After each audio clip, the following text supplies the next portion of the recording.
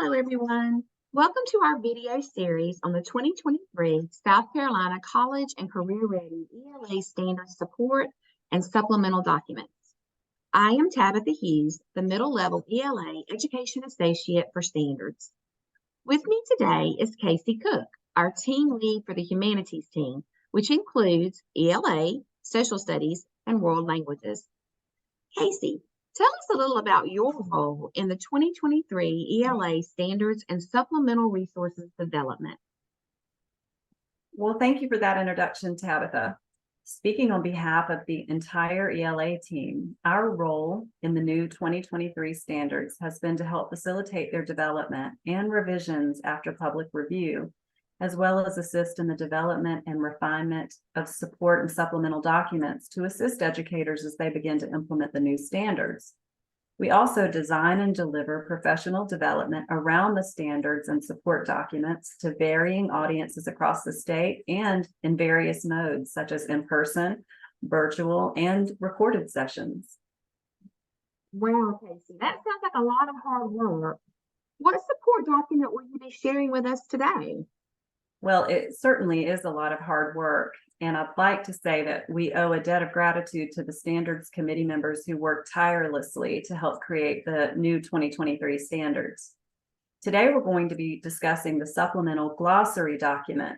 This document identifies and defines academic terms and offers insight into indicator language within the standards document.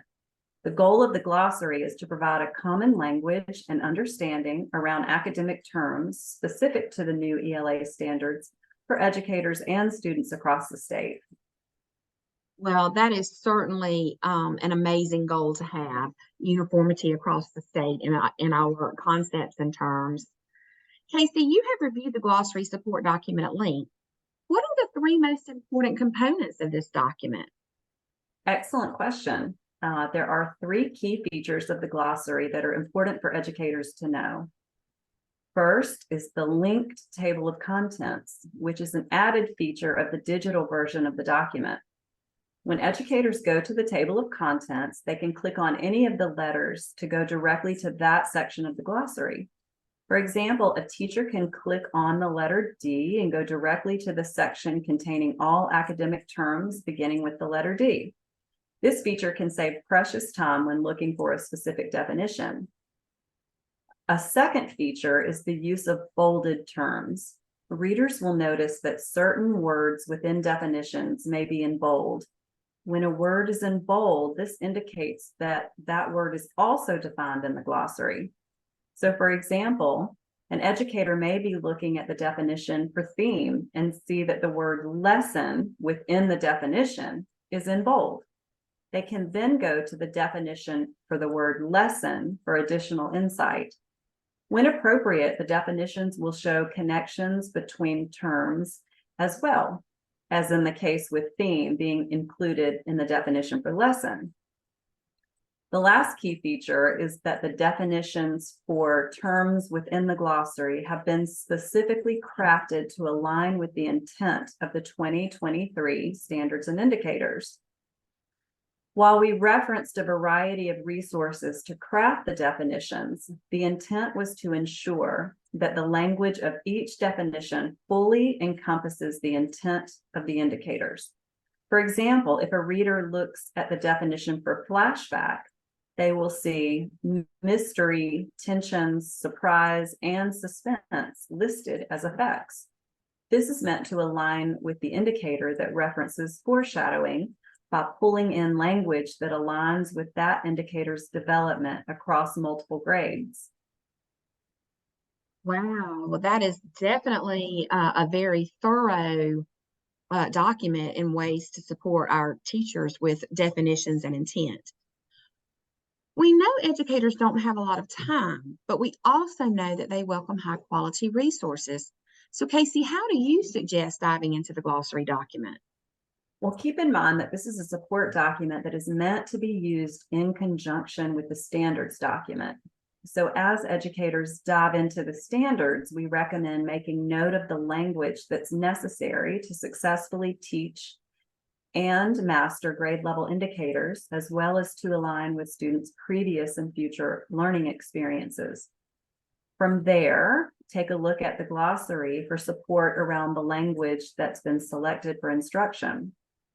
My advice would also be just to know how to access the document and possibly add it as a bookmark or a tab that you can easily access for instructional planning purposes.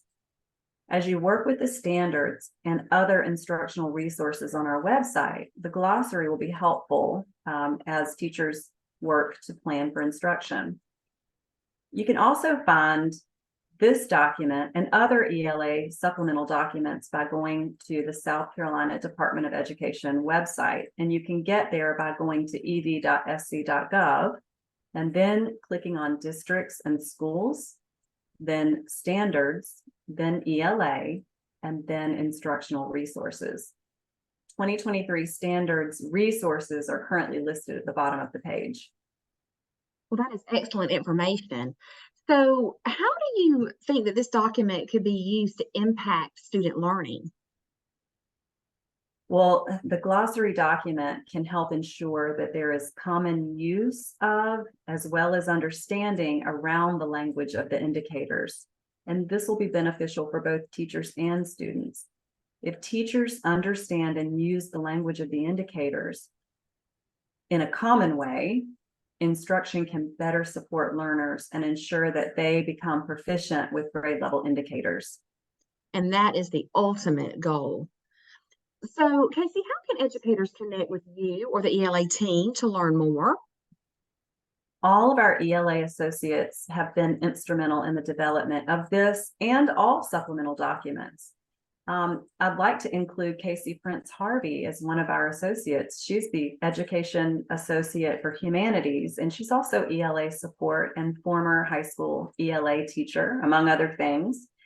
You can locate contact information on our website, or you can contact Casey Prince Harvey directly at KLPRINCEHARVEY, KL Prince Harvey at ed.sc.gov.